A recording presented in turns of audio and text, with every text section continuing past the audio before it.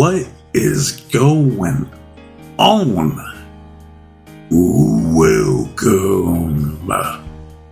to No Chill Promos. How y'all doing? Hope having a blessed weekend still. If you're watching this, before I get started on this video request from Miss Charmel, big ups to you. Chris Kanyon's Dark Side of the Ring episode. Just gotta do a quick shout out to all the subscribers to the channel and to the followers for Rumble. I'm at 431 apparently on YouTube, 123, 123 Rumble. Thank you. Right, slowly but surely, I'm gonna get out of these 400 trenches. When I reach 500, I'll drop the TNA Mount Rushmore for your boy. Right, but till then, I'm gonna keep on going. All right, but enough nonsense. Without further ado, let's get into it. Now, this video is going to be longer because, unlike Daphne, I pretty much know her entire story. So I was looking for if there's anything new that I didn't know about, and there were a few things. Now, with Chris, I'm unfamiliar with his entire story. I'm sure there are things that were missing, that weren't discussed on this episode, but all I can do is use my observation hockey, break down what I've seen here on this episode. So we see Mr. It's me, it's DDP. Bang! Diamond Dallas Page. We see the Young Bucks, and I'm gonna go easy on these guys right for this episode, right? Because they were good friends with Chris, so I'll be nice to Matthew and Nicholas on this episode, alright? We see Mr. Raphael Morphy was an executive for over 20 years. I don't know if he's still with AEW or not. Maybe, I don't know. Right? We have James Mitchell, and y'all know who this man is. Right? We have Brian Cage, the Machine. Mr. Y2 NDA himself, Chris Jericho. Of course, that's the narration for these episodes back then. And plus, he was a former colleague. And Luke Hawks. I'm like, damn, where's this dude been? I'm like, yo, I haven't seen this dude in a minute. For real. It's like, last time I seen him, he was with Raw. Was it Reality of Wrestling, Booker T? So I don't know where he's been. I don't know, but he was on this episode. So one of the first things they talked about was Chris. He was in high school because he grew up in Queens, New York. Right? Big ups to Queens. But he was in high school. He was lashing out against the teacher, gets in trouble, has to talk to the chaplain there because he grew up Catholic. Alright, so I guess he told the chaplain that he was gay, and the chaplain said some shit like, being gay is a sin, my son. It's an abomination, or some shit like that. I don't know, like, I've never been to confession, I'm not Catholic. Growing up, I've been to Baptist and Protestant churches, you know what I mean? Like, I remember falling asleep on those fucking long-ass services. Ah, damn, Lord forgive me. Just saying. Right? But yeah, it's like, of course, they were saying like, yeah, like, that probably messed Chris up. I'm like, of course it would.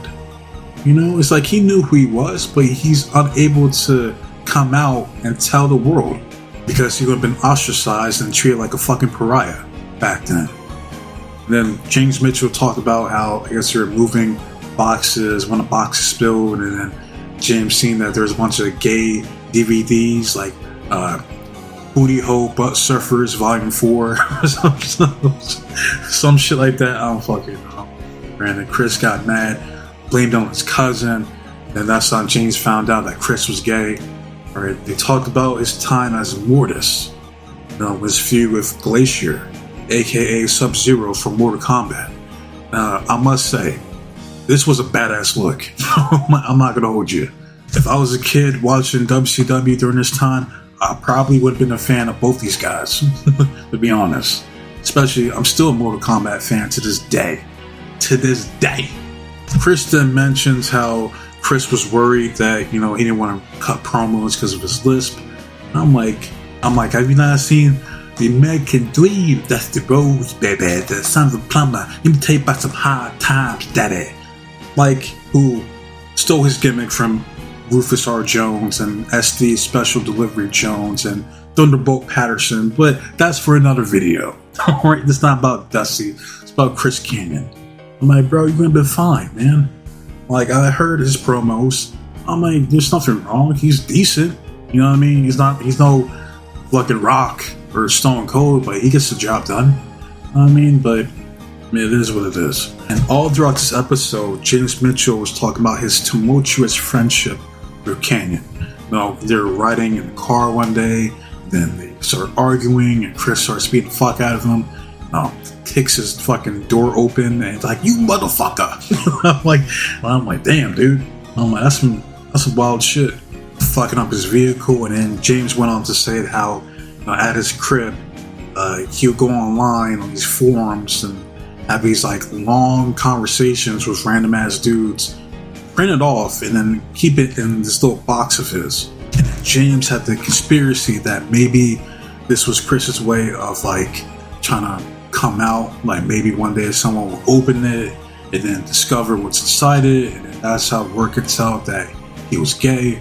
It's plausible, because otherwise, why would he do that? You know what I mean? And they were talking about, you know, the taboo of being gay and pro wrestling. And it showed this clip of Razor Ramon at Goldust. And I'll never forget it, because I was watching a shoot interview with Scott Hall, and he was talking about this. He went to Vince's office. He was like, "Hey, yo, I don't want to do it. It's gay." Basically, right? Vince was like, "Well, let me tell you about my first homosexual experience." And then Scott was like, "Huh?" Whoa. What do you mean by that? So maybe, just maybe, what Bret Hart said about Shawn Michaels and Triple H was true. You're nothing but a degenerate. And I think I know, as the rest of the Hart Foundation knows, what the HHH stands for in HBK. You're nothing but a homo, and that guy there in the green shirt is nothing but a homo. Oh, I'm no queer. You may have barebacked your way to some kind of main event, one pay-per-view after another, but the fact is, I make more money than all three of you guys combined in the ring. And this here is what it's all about. Ha! Gay! James Mitchell then talked about another altercation that he had with Chris. Chris choked him out, put him to sleep. When he came to, he realized what he did. He apologized to him. And God bless James, because for a lot of people, that friendship would have been over right then and there. Like, you don't put your fucking hands on me. Like, he literally choked him. You know what I mean? And he still remained friends with him. So, hey, God bless James. Right? And then he talked about how, like, well, him and DDP, they were talking about how, like, at his crib, he would throw these crazy parties for the boys, and then he would surround himself with women, and then he would no-sell them, and then one of the hussies, one of the whores, they went up to James and they're like, I think your friend over there is gay. And fuck, James told Chris got pissed off. And I'm like, what did Chris expect? Honestly, if this is true, alright, I'm going off of, you know, what was being told here. You can't surround yourself with sexy women and not smash any of them. You know what I mean? Like, not one. Of course, they're going to think something's up. Obviously. Alright, so then James talking about how he's like, Chris was going to create this little Pinot scene to show the boys. Pinot shows the event. And then James was like, well, you know, hey, if you're not going to fake smash this chick, I will. So he records it, shows it to Chris. You know, Chris gets pissed off, starts beating his ass. And then James was like, he ain't gonna choke me out again. So he pulls out the 45, his Red Dead revolver. He was like, you motherfucker. He's like, I loved you. You know, how dare you put your hands on me? Like, you're never gonna choke me out again. And Chris was like, put the fucking gun down. And then they start arguing. And I'm like, oh shit. Like, this like out of a movie scene or some shit. You know what I mean? Listen to this. I'm like, this is crazy. One of the producers on the show asked the obvious question, were you gonna shoot him? And James was like, yeah, if I had to. And it's like, if he would have shoot him and killed him, he would have got away with it. Self-defense. You got Chris Kanyon. He's taller, stronger. He's going full aggro. You know, like retaliation towards James. James could plead he's in fear of his life, so he defended himself. So yeah, he would have got away with it if the worst were to transpire. But thank God, cooler heads prevailed, and it didn't. They then go on to talk about his time in the WWE. After WWE bought out WCW, he was a tag team United States champion at one point. Right, things were looking good, and then unfortunately he gets injured.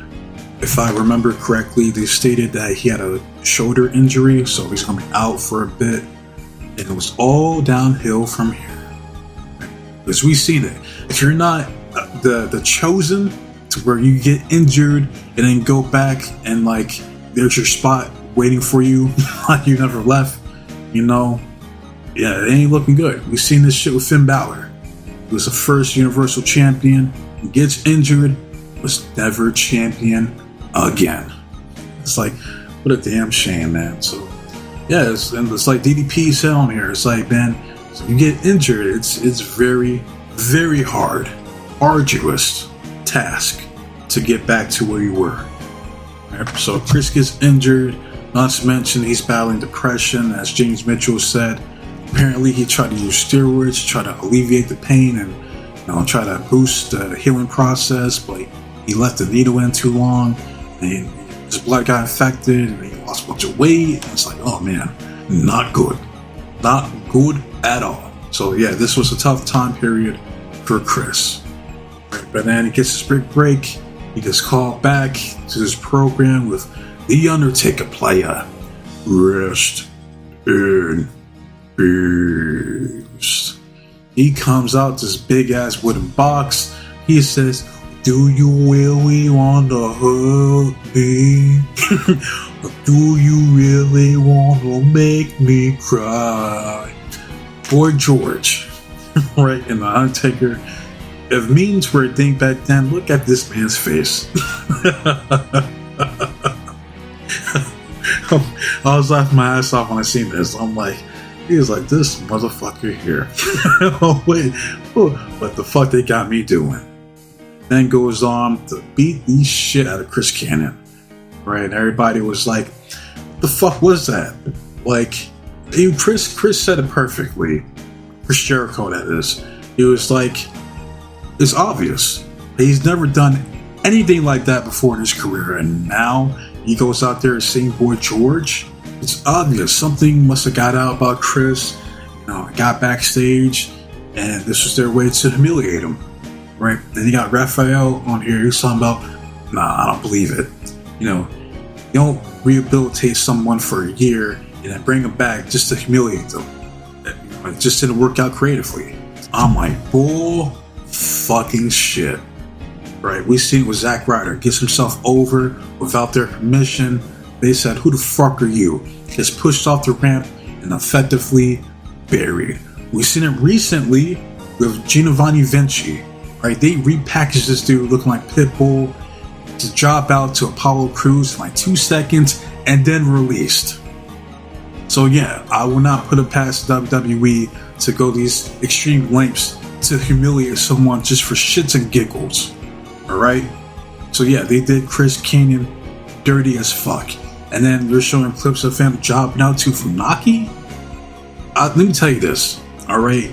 If you're jobbing out to Funaki, it's over. Alright? You're done. You're washed. It's over. There was Funaki, and then there's Tozawa. Alright? Like, that's Funaki's position back then. He was just like the comedy act, jobber. If you're losing to him, then yeah, they don't see it for you. It's over. They then talked about how Chris comes out as being gay on some indie show in 2006. Some like, was it World Wrestling Legends or something like that? I never heard of the show. DDP was there. They had a match. They got a promo afterwards. And Chris was like, I'm here to announce that the rumors are true and that I am officially one of the first openly gay wrestler in the sport of professional wrestling. It's like Brian Cage said, it's like, it's too little too late, right? He would have did this in the 90s, he could have had something there, right? But he didn't. And then they talked about Orlando Jordan. Remember him? I always liked his theme song. Like, I do what I want to, say what I want to, act how I want to, Mac what I want to. When it comes to cars, I do it big. When it comes to money, I do it big. It's like, man, I miss those cheesy ass fucking theme songs, man. But yeah, they were talking about how they wanted him to be the first bisexual wrestler to come out, which obviously didn't happen. But then I see his gimmick in TNA, and I'm like, what the fuck was that? What were they thinking? To this day, it's one of the most bizarre, disturbing gimmicks I've ever seen. I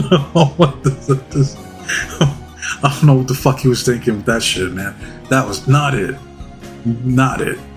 Luke Hawks earlier in the episode was talking about how Hurricane Katrina hit, wiped out his place. Chris told him, you can stay with me for a bit, until you're back on your feet. He was talking about this crazy episode that Chris had, he was driving for hours trying to find this Scientology building. He couldn't find it. He was talking about, I gotta find this building. I seen aliens. And then Luke was like, no, you didn't. All right. You were here the whole time, man. So they had to hold him down. They gave him something so that he could go to sleep, so that when he came to, he'd be all right. And Luke said that's exactly what happened. So I'm like, that's crazy. This man, Chris, had an epiphany, seeing the Veers and the Greys and the reptilians out there in the world. I'm joking, obviously, but they were talking about, he was on this downward spiral at this point in his career. Talking about how apparently at WrestleMania 20, after the moment that doesn't exist anymore, with Benoit and Eddie Guerrero hugging, embracing each other, when they're both champions. Apparently, Chris went out there to flex in front of the fans or some shit. And I don't know if this is true or not, because some people, they're like, yeah, I was there at WrestleMania 20. I didn't see Chris, but Chris himself said that he was there at some shoot interview. So I don't know, man. I don't. He also said that he was at some party that the McMahons invited him to, that he put his arm around Vince and thanked him for inviting him, even though he got released or some shit. So it's like the Young Bucks said. They're like, yeah, I don't know why Chris do that. I don't know, man. I really don't. And then he talked about John Cena reacting to Chris Kanyon getting fired on the Howard Stern show. And I'll let you guys hear for yourself what he had to say. About the accusations that the wrestler made the other day here on our show. I had heard about this. Please do. Gay man. Yeah. Gay wrestler. Yeah. What was his name? I don't know. The guy's name is Chris Kanyon. Absolutely, yeah. You know Chris? You know I know Chris from a long time ago. Chris said some things about Vince, which, Vince wasn't here to defend himself. I tried to get him on the phone, but he says Vince is a homophobe, and Chris claims that he was fired because he is a gay man. Here's the weird thing about Chris, and I've known Chris for a long time. Okay. He actually came out of the closet after he was fired. Right. He wasn't any good. He was not a good wrestler? No, he was hired by WCW initially for a demon persona he called Mortis, which was pretty entertaining. He had the whole mask and everything. He came to us with his WCW persona of Chris Kanyon, which was just a guy in tights. Right. And with Vince, you do have to have a certain technical bravado. You got to be able to wrestle, but at the same time, it's WWE. You got to be able to entertain the people. Right. Chris just wasn't any good. And I'm listening to this bullshit. I'm like, the audacity, the unmitigated gall for this pretentious prick to sit his happy ass on that couch and be like, yeah, I know Chris for a long time. A long time? Like what, 2 minutes? Fuck you mean a long time? Well, I gotta say, Chris just wasn't that good. It has nothing to do with him being gay. He just wasn't that good. This is the WWE. You gotta bring something to the table. He just wasn't that good. I'm like, you gotta be fucking kidding me. You, out of all people to say that, acting like he was a 2.5 seconds away from being fired. If it wasn't for the fact that he became a culture vulture, started rapping in front of Stephanie fell in love, and then there comes Mr. Duckonomics. And let's keep it real, because that's what I do here on this channel. If guys like The Rock, Stone Cold Steve Austin, Brock Lesnar would have never left, guaranteed John Cena would not be a 17-time world champion. I promise you that. He wasn't good. Like, motherfucker, Chris on his worst day can out-wrestle you on your best day. And to me, seeing his best year was like 07. They gave Chris Kanyon the innovator of offense moniker. What the fuck has John Cena ever innovated in that ring? It's like just laughable, man. But I digress. And then they're talking about his phone call. This is on Howard Stern's show with Ric Flair. Woo! And don't worry, I'm gonna break that down here in a little bit. James Mitchell then talked about one of the last times he's seen Chris alive, how Chris apparently tried to throw himself in front of an oncoming vehicle, and James was like, man, what are you doing, man? It's like you have all these people who look up to you, they love you, man. And I forgot to mention this earlier, how Chris was livid about the whole Orlando Jordan situation, so he wrote a letter to Stephanie. Stephanie read it and then responded with some half-ass fucking answer. Stephanie said like, oh, I didn't know anything about this. I respect your courage to come out and speak your truth. And they run this by the team, executives, and I'll get back to you. And they don't. It's like, listen, it's like the only person that came relatively unscathed from WCW was Rey Mysterio. Everybody else got fucking buried. Alright, Booker T embarrassed. Like Buff Bagwell fired. Like they fucked up with Mark Jindrak. They fucked up with Sean O'Hare. Like, how do you fuck that up? Goldberg apparently was his own worst enemy. Just ask Chris Jericho. How that shit went down already. But getting back to what James said, he was like, man, I don't think he's long for this world. Fortunately, on one day, gets a call at 6 a.m. in the morning. It was announced that Chris Kanyon had passed away. He overdosed from antidepressants at the age of 40. I'm like, man, this shit hits too close to home, because I talked about this briefly on the Daphne video, how I was driving back from work. It was 7 o'clock at night. Got the call. My cousin was 40 also. Difference was he drank himself to an early grave. Now, first and foremost, rest in peace to Chris Kanyon. Who better than Kanyon? Nobody. Alright? Chris Jericho, he was like, it's not that many people that you can honestly say nothing bad about. Chris Kanyon was one of those people. You can't say the same thing about Chris, about this Chris right here. And I know a lot of people shit on him, and rightfully so. I can't do it. You know what I mean? Like, I met Chris Jericho in person, and it was at a free meet and greet at a Base by Me, right? He came, he did free autographs, and when I finally got to meet him, it was cool as shit. He was like, what's going on, brother? It actually seemed like he was happy to be there, wanted to be there, got his autograph, got his picture, and everything, man. It was a cool experience, for sure. The person I probably felt for the most was Luke. Because Luke got choked up talking about, Chris's passing. He showed earlier he had a tattoo of Mordecus on his forearm. And just like, you can't fake that type of raw emotion, that pain. I get it. I do. And you say time heals all wounds. It doesn't. That pain will fade, but the pain's still there nonetheless. You got guys like Brian Cage and the Young Bucks who were inspired by Chris Kanyon. And you just think to yourself, it's like, man, because he passed away in 2010. 9 years later, here comes AEW. I'm like, man, oh man.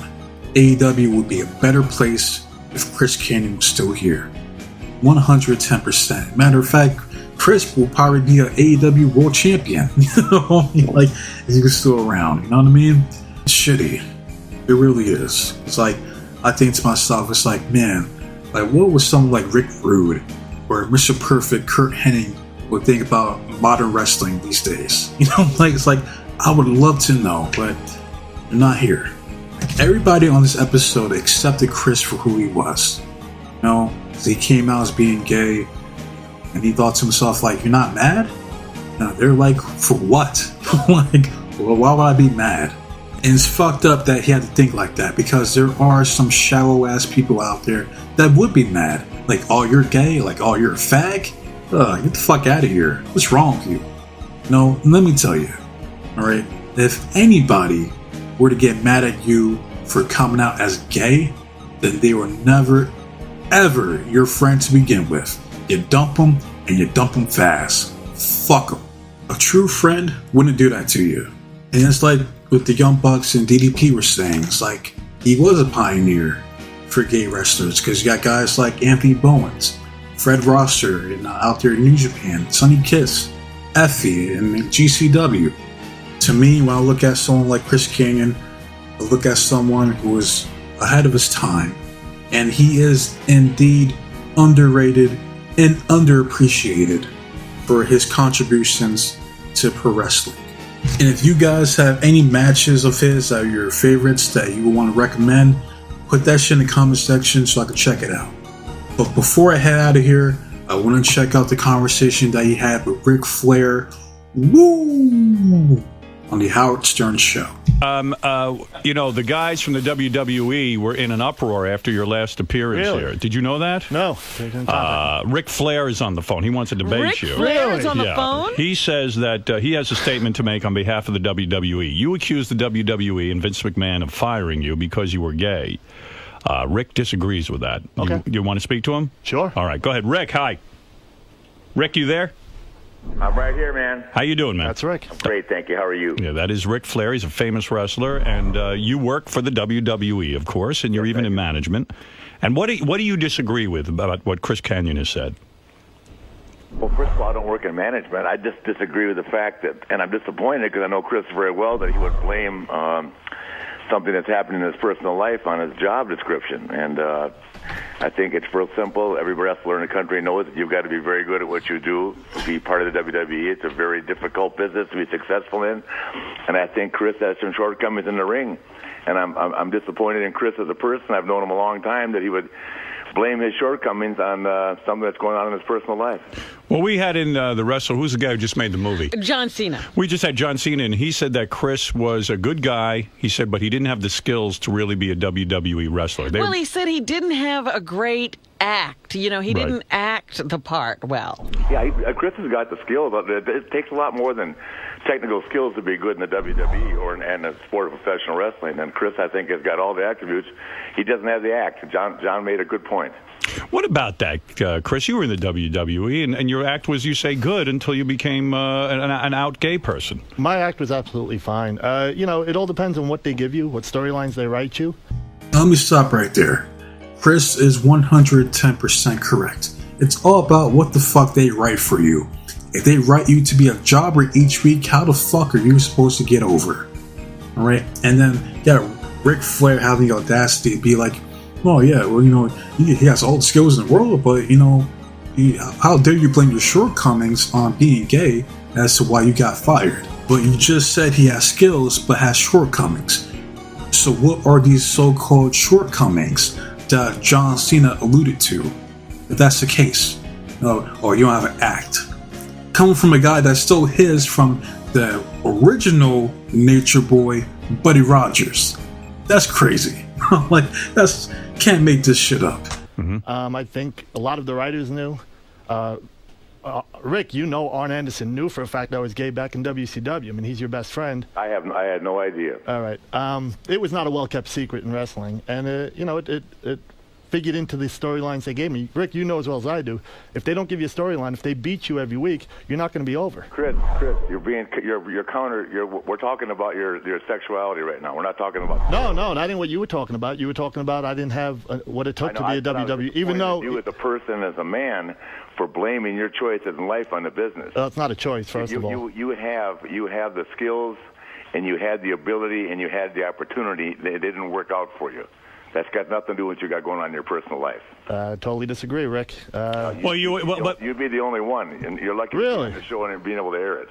But Rick, Chris was in the WWE for years, and there wasn't an issue. He was in the WWE, but he was never featured. He was never a featured player. Rick, how did I make it for 9 years on national TV in WCW, pretty much a promotion you made and carried by yourself? How was I able to make it there for 6 years if I didn't have the act? I said you had. No, I said you No, had. but ability. how do you make it for 9 years on national TV from '95 to 2003? I was on national TV. If I didn't have the charisma, if I didn't have the act, how'd I make it for 9 years? Explain that, Rick. Well, I'm not saying you didn't make it. I'm just saying that I don't think anything that's happened to you right now, you know, in the WWE has anything to do with the fact that you've come out of the closet or whatever you've done. Because I had no idea, and nor did I care. Rick, you've been in the business a long time. You know there's no kept secrets in wrestling. You know Well, it was me, and I've know just about everything there is about professional wrestling. I'd never known that. Well, you know, we got to take everything Rick says with a grain of salt. He still works for Vince McMahon. Stop right there. Once again, Chris is 110% correct. If they are on the WWE payroll, you have to take whatever they say with a grain of salt. All right? Especially back then, Flair was still with the company. So, of course, more than likely. Now, I don't know, you know, he says he didn't know about Chris being gay, but I call bullshit on that. Matter of fact, Flair is the type of dude that knew about it and made fun of Chris for being gay. But I could be wrong. I'm just saying, Mr. Good Old Boy, Ric Flair. All right? I wouldn't put it past him. All right? He says he didn't know, so, okay, we'll take that with a grain of salt. But Chris flat out said, how is it that I managed to stay in this business for 9 years between WCW and WWE if I didn't have to act or have all these shortcomings? And I like how Ric Flair deflected and didn't answer the question. And that's why you see Chris smile. He's like, got him. Got his goofy ass on here looking stupid. What a dumb thing to say. Like, obviously, he's seen some type of talent within Chris. He's going to, just like John Cena, he's going to say what he thinks Vince wants to hear. I got a question for Rick. Rick, I don't think that's quite true, Chris. Go ahead. Rick, why did they let Chris go then? Why did he get rid of him? I don't know the answer to that. I just know that. So if you don't know the answer, then it could have been because I was gay and Vince doesn't like gay people. No. Oh, it couldn't have been that. Definitely not that. Could have been that. But how do you know that, Rick? How do you know that wasn't it? Because I know that there are gay people involved in the business right now that are successful. But are they out? No. I don't know if they are or not. No, they're not. I see. Well, I thought listen. there were no secrets in wrestling. No, inside wrestling, he's saying. Outside of it, there are plenty of secrets. Rick, we know a lot of guys inside the business that are gay, but they don't want to go national and be nationally out. I did, and I was punished for wanting to do it. Well, I disagree. You know, you got your opinion, I have mine, but Pat Patterson was one of them. Now, I don't know if he officially ever came out as being gay, but we heard the rumors, right? And the controversies revolving around Pat Patterson, who was Vince's right-hand man. Now, Vince himself, you know, we've heard some things here recently naming dildos after his favorite wrestlers, like the Heartbreak Dick. Like, what? Oh, like, so obviously he has to be bisexual, all right? Now, it'd be kind of crazy to fire Chris for being gay when Vince himself is bisexual. But Chris may have a point. We don't know the official reason as to why Chris got fired. Now, if whoever is watching this, y'all know the reason, let me know, because I don't. Flair himself said he didn't know back then. So maybe, just maybe, Vince not only didn't like Chris Kanyon, but he did get rid of him because he's gay, because Vince himself never came out as gay or bisexual. It's hard to explain. The business, you know, I'm one of these very few, very fortunate guys that's been able to make the transition from year to year. I don't know how. It's been a gift that God gave me, but I know that I got to show up every Monday and I got to have my act together and I got to have my gig together and I got to be ready to go.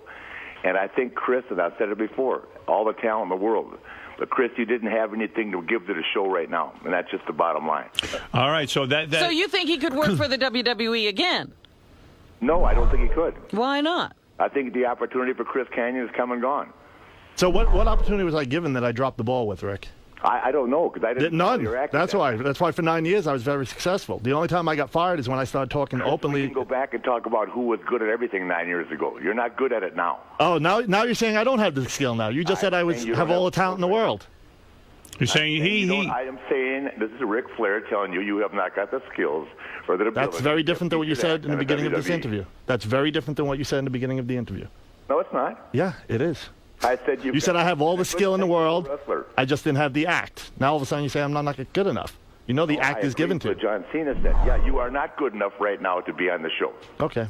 All right, well, there it is. Rick, That's the bottom line. Rick, why are you doing this and not Vince McMahon? Why am I doing what? Why are you the one on the phone and not Vince?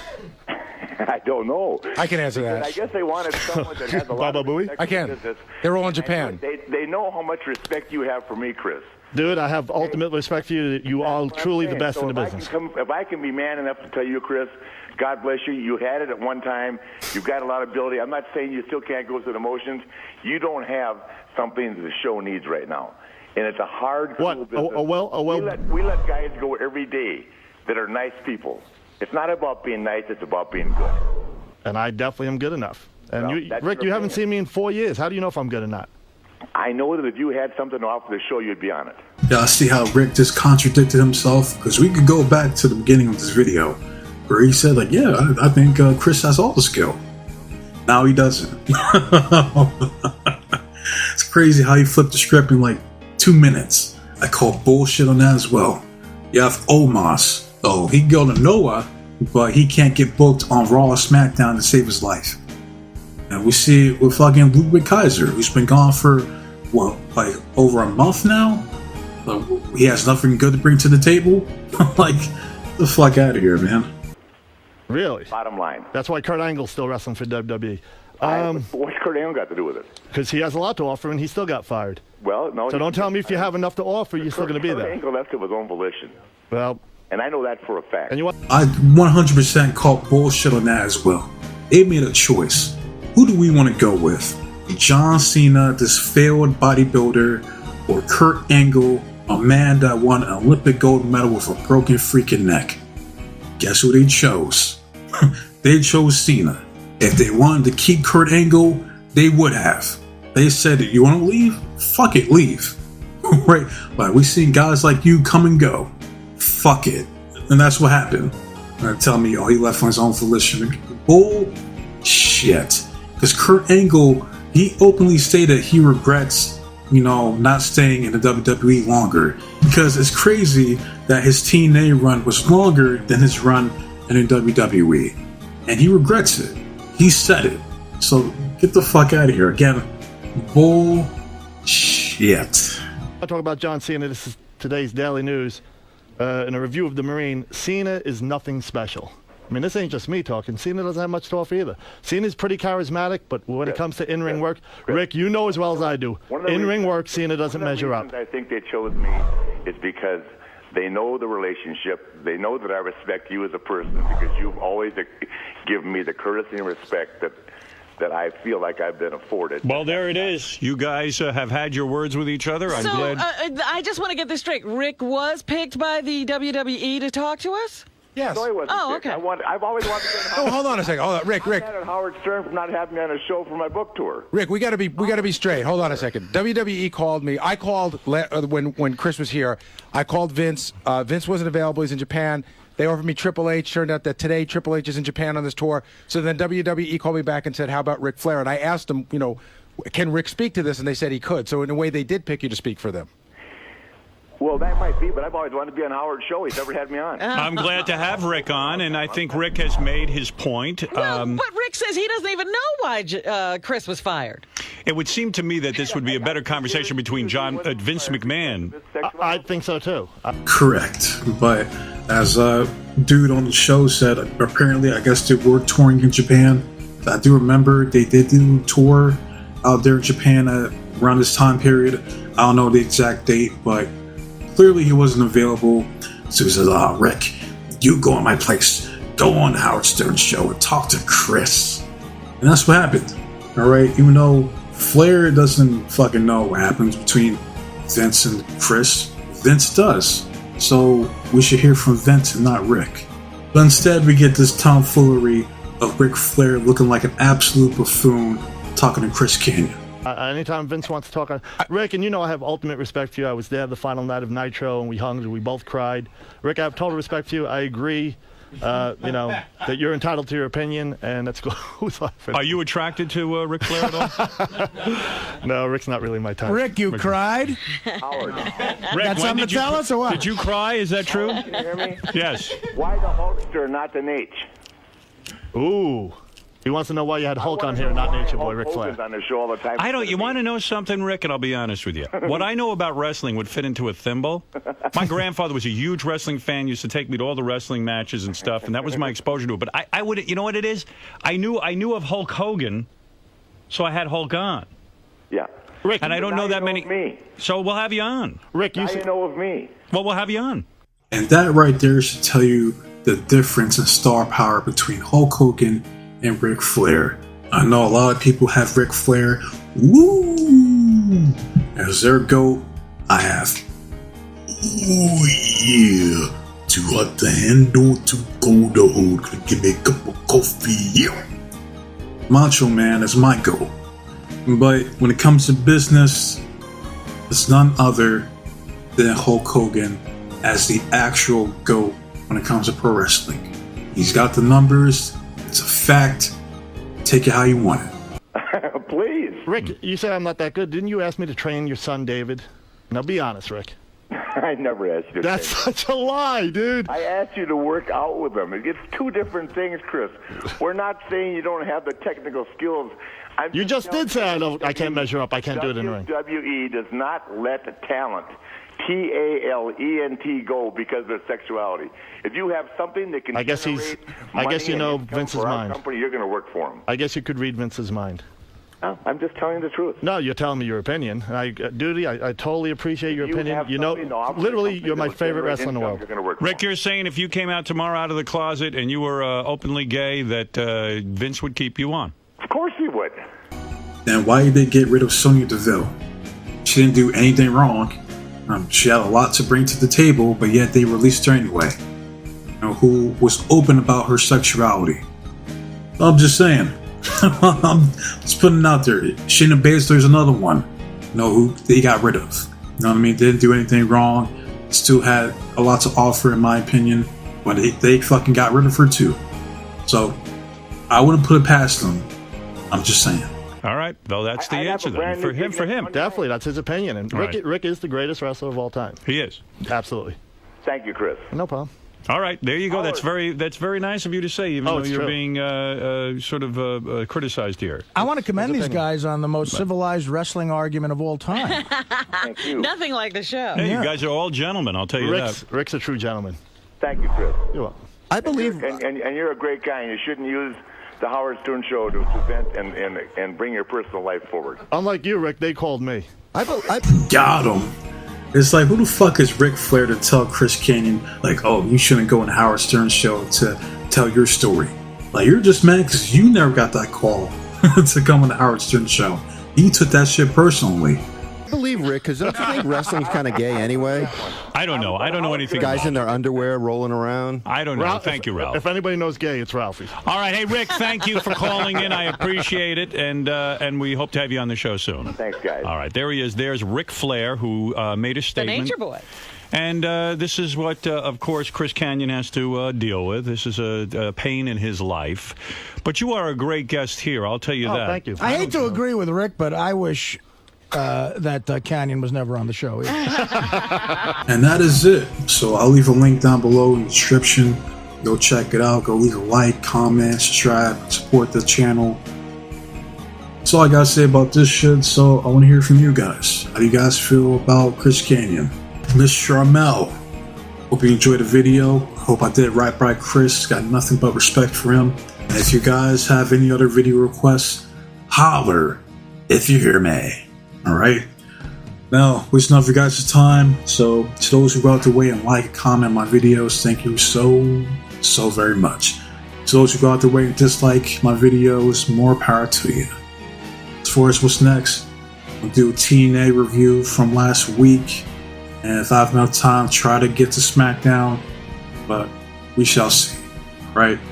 But yeah, be safe, be blessed, take care of yourself, protect you and yours, loved ones, stay warm, stay dry, stay frosty. Most importantly, trust in God, God be with you.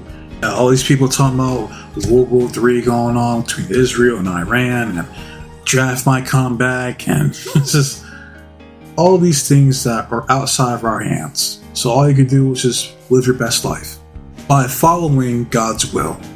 All right, but I digress. I'm out of here. Till next time, adios.